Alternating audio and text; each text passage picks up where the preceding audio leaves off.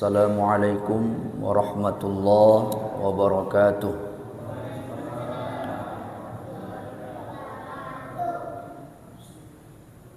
Alhamdulillahi rabbil alamin, wa bihi nasta'in ala umurid dunya waddin.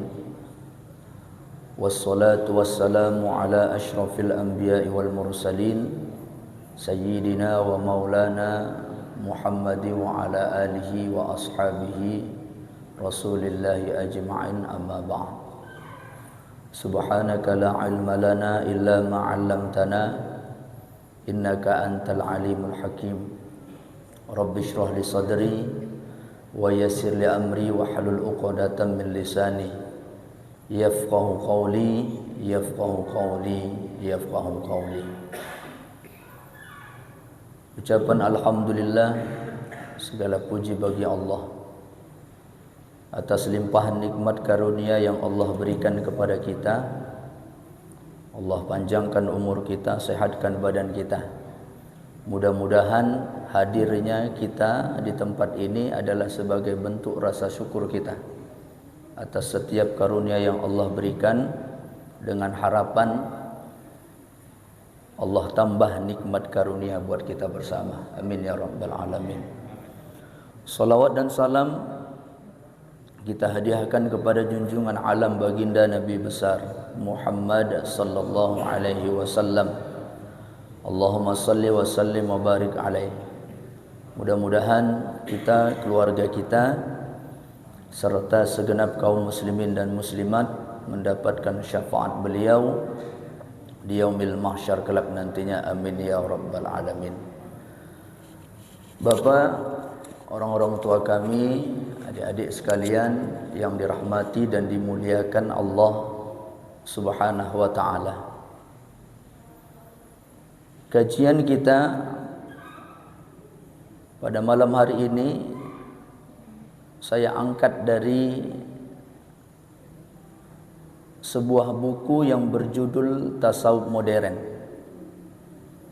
Ini ditulis oleh Buya Hamka.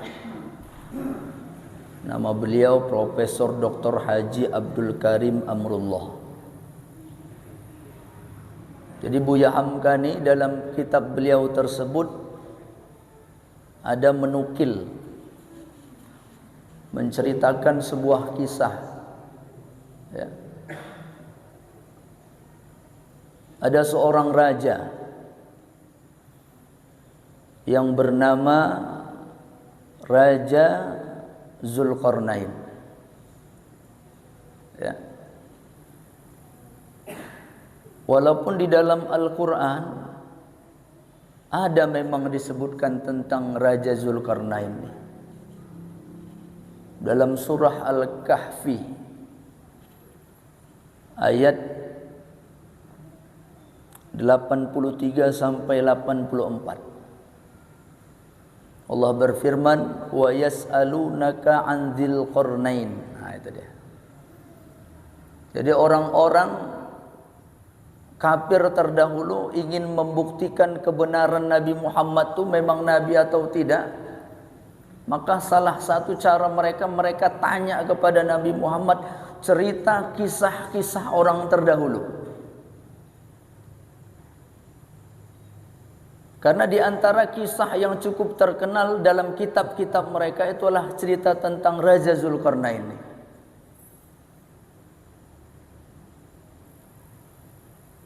Kemudian Allah mengatakan, kul sa'atslu alaikum minhu dzikra.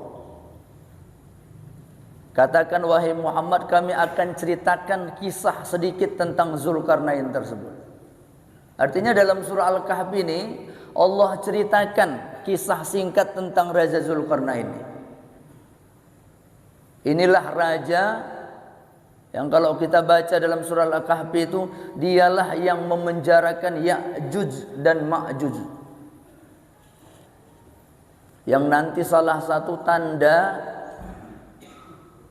besar daripada kiamat akan keluar Ya'juj dan Ma'juj tadi.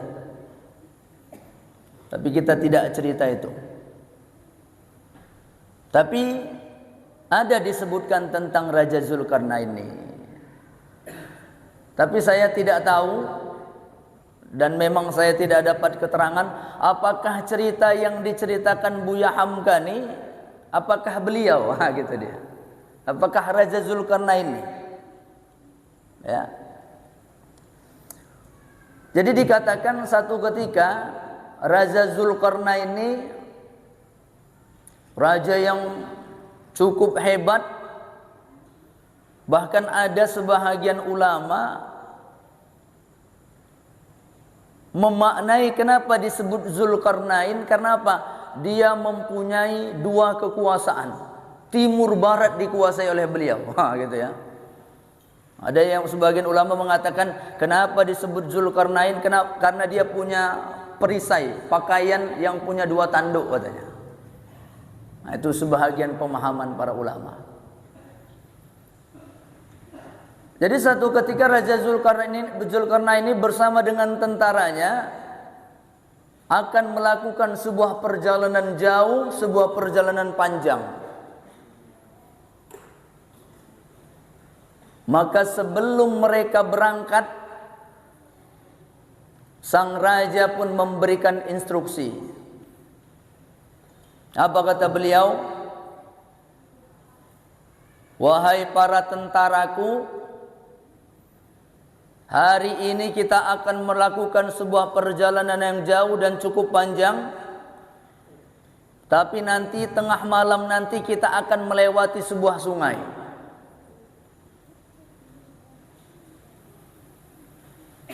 Dan aku perintahkan kepada kalian, ambillah setiap apa yang kalian injak dalam sungai tersebut.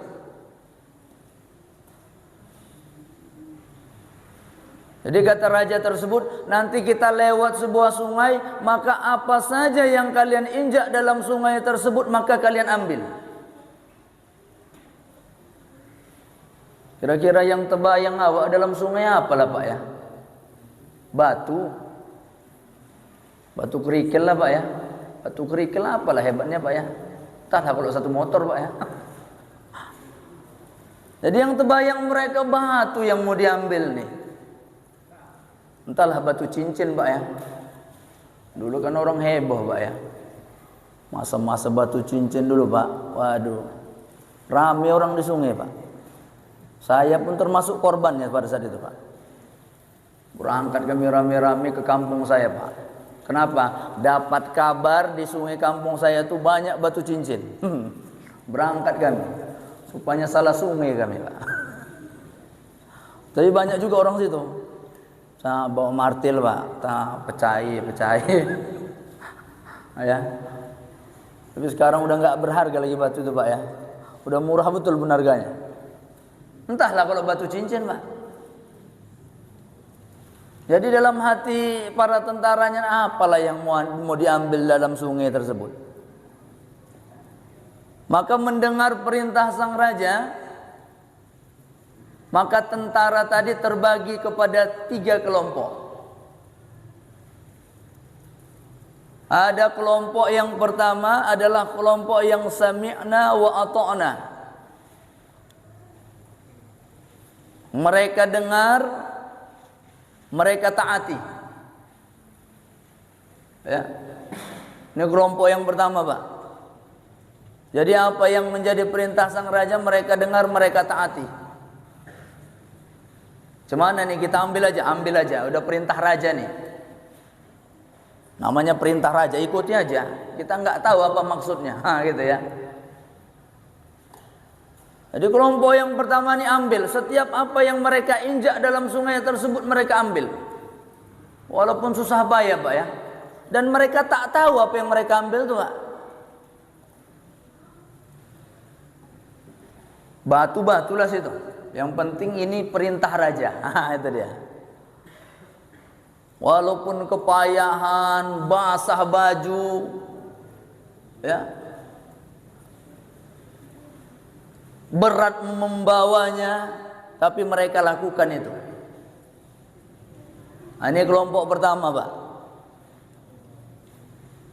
Ada kelompok yang kedua, hampir sama dengan kelompok yang pertama, Sami'na wa ata'na, kami taati, kami dengar, kami taati, tapi apa? Yang gampang-gampang aja, Pak. Alah, apa kali lah yang mau diambil, udah ambil aja. Ini kan perintah. Tapi kalau aku ambil aja yang gampang-gampang aja. Kita perjalanan masih jauh lagi. Bawa batu, aduh, udah yang ringan-ringan aja. Yang penting kalau ditanya raja nanti, ada kalian ambil? Ada. Mana dia? Kita tunjukkanlah. Kan nggak tahu raja itu apa yang kita injak dalam sungai tersebut, kan nggak tahu raja tadi. Cocok tuh, cocok. Cocok. Jadi kelompok yang kedua ini ambil yang gampang-gampang aja. Yang paling parah kelompok ketiga, Pak. Sami'na wa asayna. Kami dengar tapi tak kami taati. Semana kita ambil, alah, kurang kerjaannya raja itu. Masa kita disuruh ambil batu? Apalah yang ada dalam sungai tersebut? Berat-beratnya aja, kita perjalanan masih jauh lagi. Udah. Mungkin ngeprank itu, Pak. Ecek-ecek raja aja itu. Jadi gimana? Nggak usah kita ambil. Capek kita ngambilnya. Tengah malam masuk tangan ke dalam sungai itu. Susah betul kita tuh. Nah, ini kelompok yang ketiga, Pak. Singkat cerita, selesailah mereka melewati sungai tersebut. Perjalanan pun dilanjutkan sampailah mereka di tempat tujuan mereka. Begitu sampai tempat tujuan mereka, maka sang raja perintahkan kepada para tentaranya, wahai tentaraku, sekarang kalian buka apa yang ada dalam tas kalian tadi, apa yang sudah kalian ambil dalam sungai tersebut.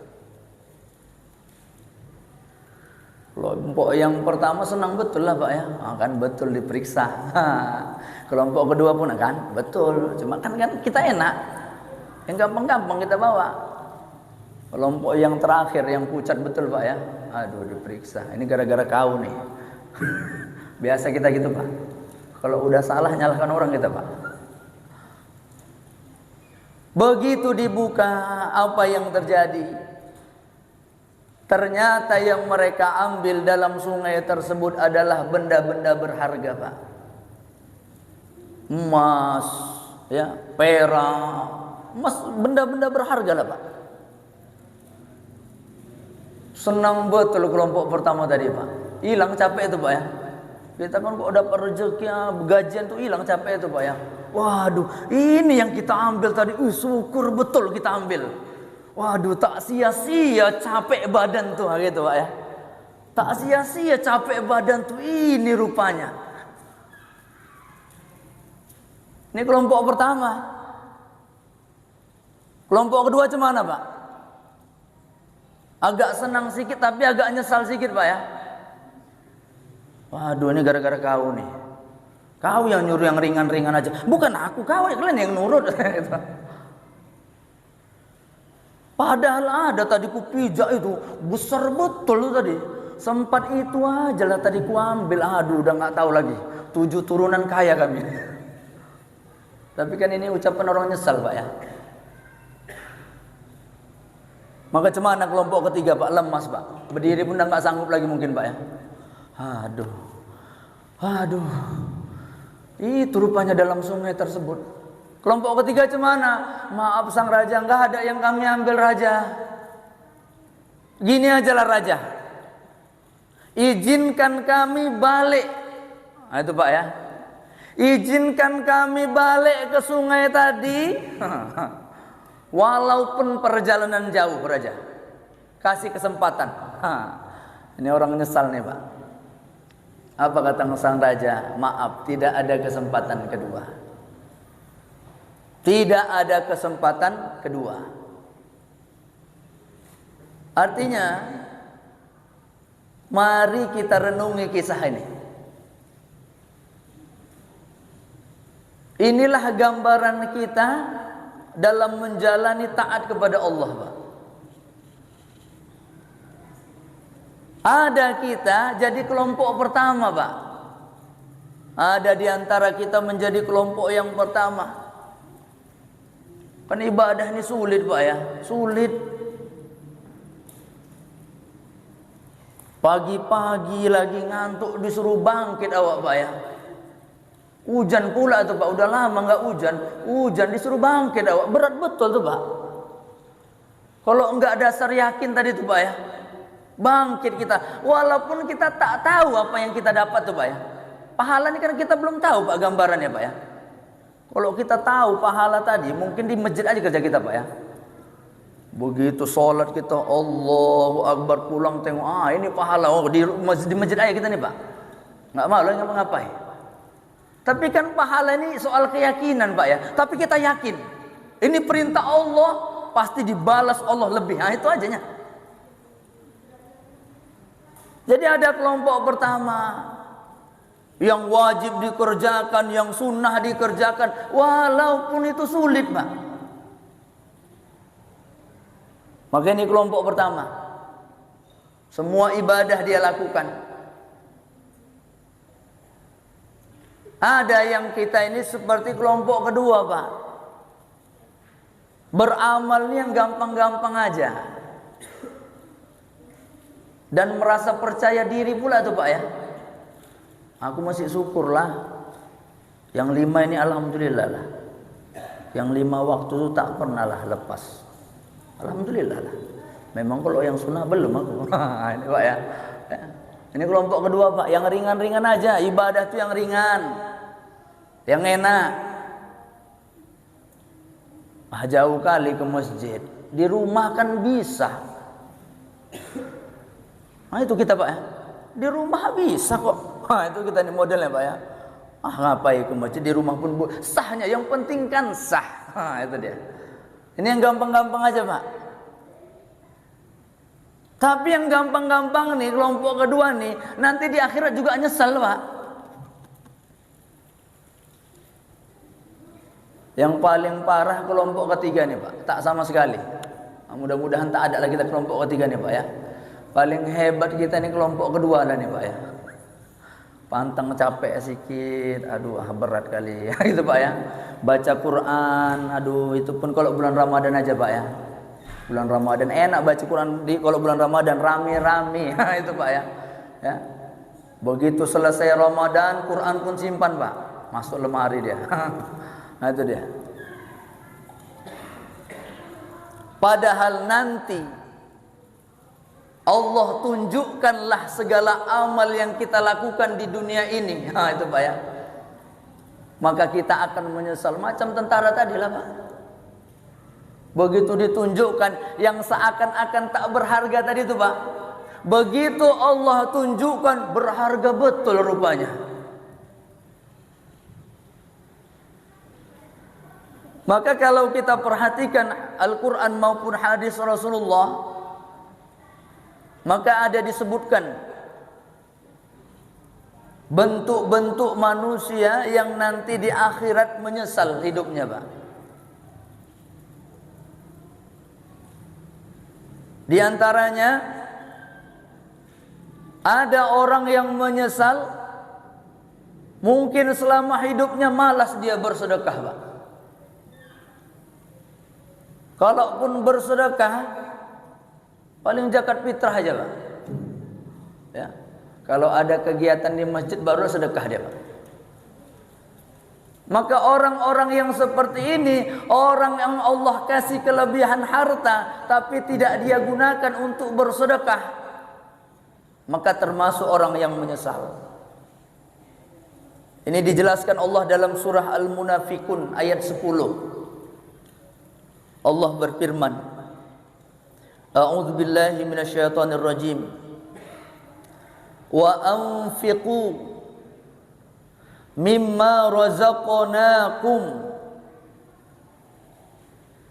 Begitulah Allah cara minta ke kita itu, Pak ya. Sopan betul Allah minta itu, Pak. Infakkanlah, sedekahkanlah dari sebahagian apa yang telah kami berikan. Nah, itu ya. Dari sebahagian apa yang telah kami berikan kepadamu, kata Allah. Kan seakan-akan gini, kita dikasih sama Allah, Allah bilang, kalau bisa minta sedikit napa, gitu Pak ya. Iya. Hebat betul tuh Pak ya. Kita dikasih tapi yang ngasih tadi minta. Sedekahkanlah dari sebahagian apa yang sudah kami berikan kepadamu, kata Allah. Min qabli ayyatiya ahadakumul maut, sebelum datang saat kematianmu. Fayaqulu, karena nanti orang yang Allah berikan harta yang berlebih, harta yang banyak, tapi enggan bersedekah, mereka akan ucapkan, Rabbi laula akhartani. Nah, itu dia. Ya Allah, kalaulah bisa diperlambat, ditunda kematian aku ini, ya, ila ajalin qarib, sebentar aja.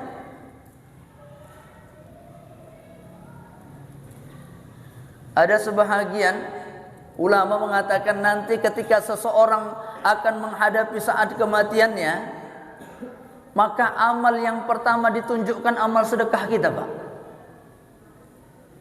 Maka begitu Allah tunjukkan amal sedekah tadi, maka orang yang mau mati tadi inilah yang diucapkannya, Pak. Tapi tak dengar pula kita. Ditunjukkan amal sedekah itu apa, maka dia begitu lihat apa katanya, Rabbi laula akhartani, ya Allah, kalaulah aku diberikan kesempatan, diperlambat kematianku, ila ajalin qarib, sebentar aja, fa asaddaqa wa akum minas solihin, ya Allah, aku akan bersedekah. Nah, itu Pak, aku akan banyak-banyak bersedekah dan aku akan menjadi orang yang soleh. Inilah ucapan orang nyesal tadi, Pak. Maka begitu Allah tunjukkan hebatnya amal sedekah itu, Pak, maka orang yang mau mati tadi minta tunda sebentar aja. Supaya apa? Harta yang aku tinggalkan itu bisa aku sedekahkan. Tapi kan ini ucapan orang yang nyesal, Pak. Nah, ini yang pertama. Ada orang yang menyesal, ingin dikembalikan ke dunia, ditunda saat kematiannya hanya untuk bersedekah, Pak. Ini yang pertama. Kemudian ada orang yang menyesal, dalam Al-Quran dikatakan orang yang menyesal karena salah memilih teman, Pak. Dengan siapa kita bergaul menentukan karakter kita, Pak ya. Kalau berkawan kita sama orang yang rajin sholat, insya Allah terbawa kita sholat, Pak ya. Lagi duduk-duduk dengan rajin, cemana sholat kita. Tapi coba sama orang yang agak malas sholat, kemana? Lah udahlah, di rumah aja lah kita. Nah itu, Pak ya. Maka di dalam Al-Quran, dalam surah Al-Furqan dikatakan ada orang yang menyesal. Kenapa? Salah milih teman. Apa diucapkan mereka? Ya wailata laitani, celaka betullah kami ini, ya Allah, lima attakhiz fulanan khalila, kenapalah ketika di dunia aku berkawan sama si anu. Itu, Pak. Itu, Pak. Kenapalah aku ketika di dunia berkawan sama si anu, kenapa enggak sama si anu? Itu, Pak. Jadi ada orang yang menyesal karena salah milih teman, salah milih pergaulan. Makanya Rasulullah dalam sebuah hadis ingatkan kita. Kata Rasulullah dalam sebuah hadis yang diriwayatkan oleh Imam Abu Dawud, al-mar'u ala dini khalilihi. Karakter seseorang itu sesuai dengan siapa dia bergaul. Falyanzur ila may yukhalil. Maka hendaklah kita pandang, lihat, pilih dengan siapa kita bergaul. Ya, dengan siapa kita bergaul. Karena dengan siapa kita bergaul akan menentukan karakter diri kita. Nah, itu yang kedua. Kemudian ada nanti orang yang menyesal karena malas sholat sunnah, Pak. Kan kita kadang sepele sholat sunnah itu, Pak, ya. Kadang macam sibuk aja kita, Pak. Begitu siap sholat wajib sama pulang aja kan. Sok-sok sibuk kita, Pak, ya. Begitu sampai di rumah udah duduk menung gitu, Pak. Nggak tahu apa yang mau dibuat, Pak, ya. Kadang kita gitu. Ada aja yang mau dikerjakan.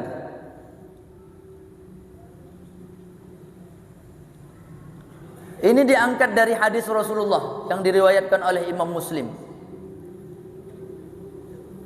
Ketika Rasulullah sallallahu alaihi wasallam melewati sebuah kuburan.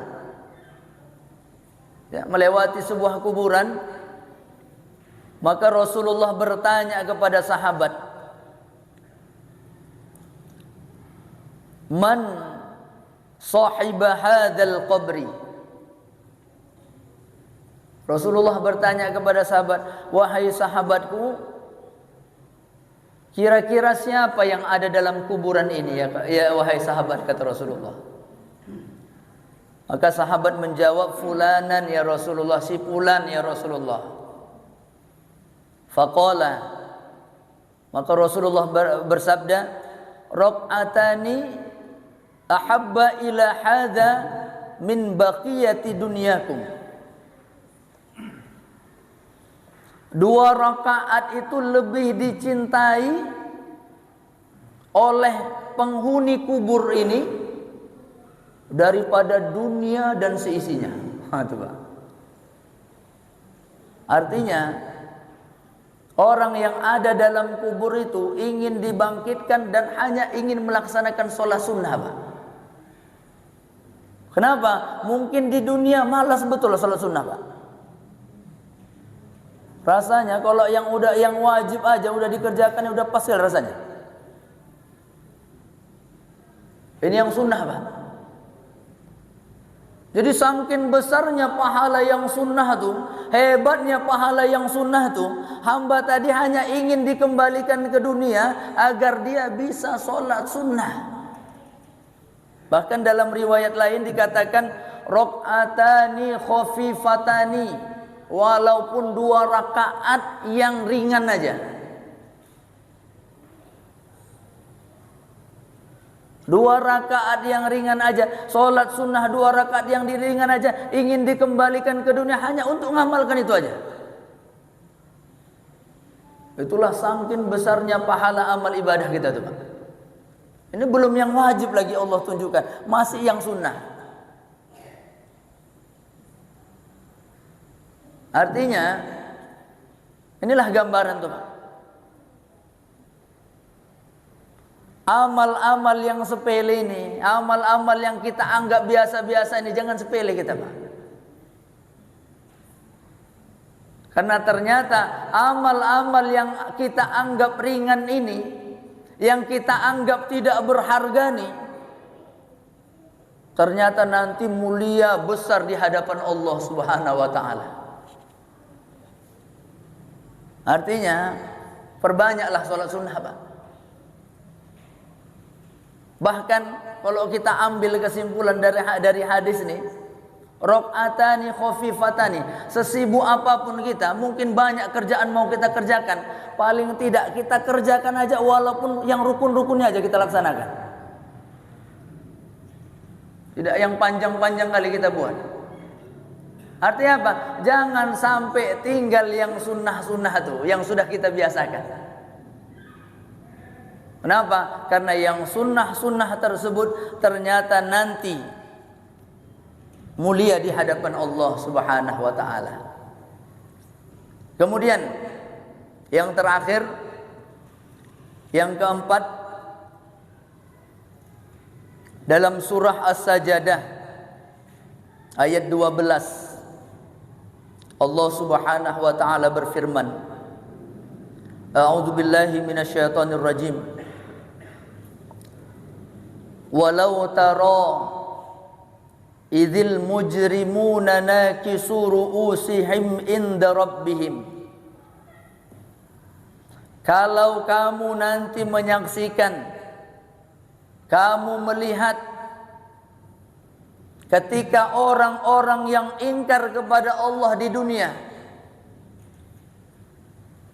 karena meninggalkan apa yang Allah perintahkan dan melaksanakan apa yang Allah larang, nakisu ru'usihim inda rabbihim, mereka nanti akan tundukkan kepala mereka di hadapan Tuhan mereka.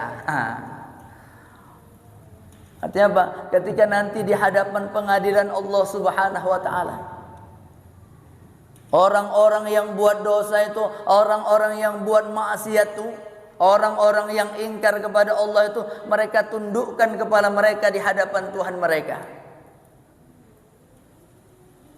Kita jangankan persidangan Allah, Pak. Persidangan di dunia ini pun kok bisa jangan sampai kita, Pak, ya. Saya pernah itu, Pak, dipanggil jadi saksi, Pak. Aduh, nolak betul, Pak. Nolak betul. Ini persidangan dunia, Pak. Ya. Begitu sampai begini tunduk kepala, Pak. Terbayanglah saya, Pak, ya. Kayak ginilah nanti di hadapan Allah tuh, ya. Ini di hadapan manusia masih apa? Jadi ketika orang-orang yang buat dosa, ingkar kepada Allah, nanti di hadapan Allah mereka tundukkan kepala mereka di hadapan Tuhan mereka. Apa yang mereka ucapkan? Rabbana, ya Allah, ya Tuhan kami, absorna, kami udah saksikan betul rupanya apa yang dulu kau sampaikan di dunia itu, ya Allah. Ini rupanya balasan itu, ya Allah. Wasami'na, kami dengar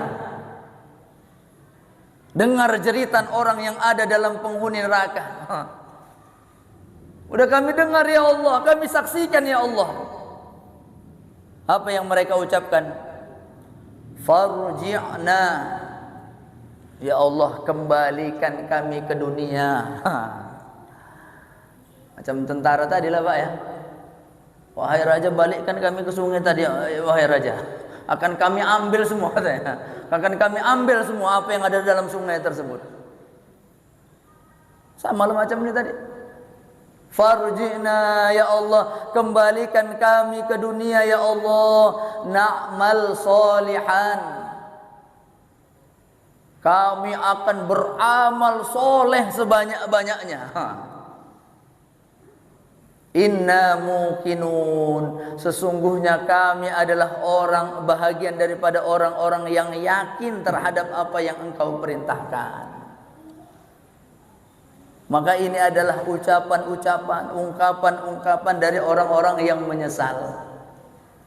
Oleh karena itu, mari sama-sama kita berupaya untuk berada pada kelompok yang pertama, Pak. Ya. Laksanakan ibadah sebanyak-banyaknya, baik itu yang wajib maupun yang sunnah. Dan yakinkan dalam diri kita bahwasanya setiap amal yang kita lakukan, walau sekecil apapun, walaupun hanya ucapan zikir yang kita ucapkan dari lidah kita ini, maka yakinkan dalam diri kita semuanya ini akan dibalas oleh Allah Subhanahu wa taala, yang balasan tersebut tidak akan bisa kita bayangkan di dunia ini, Pak. Tak akan bisa kita bayangkan di dunia ini hebatnya amalan tersebut. Maka oleh karena itu, mari kita perbanyak amal soleh agar menjadi bekal kita nanti menghadap Allah Subhanahu wa taala. Mudah-mudahan ada manfaatnya. Billahi taufiq wal hidayah. Wassalamualaikum warahmatullahi wabarakatuh. A'udzu billahi minasyaitonir rajim. Bismillahirrahmanirrahim. Alhamdulillahi rabbil alamin. Wassalatu wassalamu ala asyrafil anbiya'i wal mursalin sayyidina wa maulana Muhammad wa ala alihi wa ashabihi rasulillahi ajma'in. Allahumma zidna ilman nafi'a wa amalan salihan wa rizqan halalan tayyiban mubaraka. Allahumma rabbana taqabbal minna du'aana wa salatana وسائر أعمالنا وتمم تقاصيرنا يا الله يا رب العالمين. ربنا آتنا في الدنيا حسنة وفي الآخرة حسنة وقنا عذاب النار. وصلى الله وسلم عليه والحمد لله رب العالمين. تقبل الله منكم منا ومنكم تقبل يا كريم.